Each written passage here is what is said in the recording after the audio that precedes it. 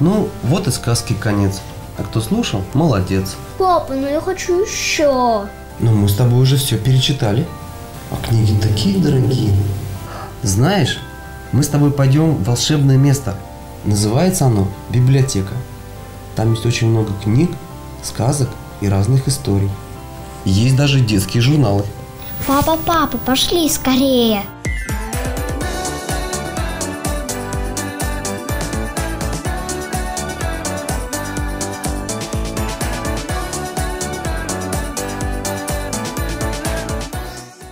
А, и вы здесь?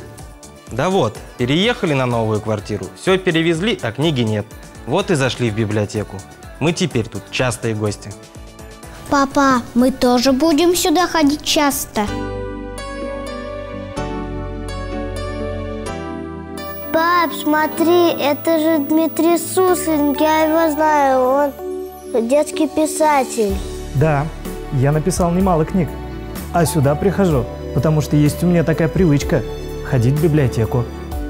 Хорошие привычки с годами не меняются. Центр «Читаем с папой». Проведите время с детьми хорошо.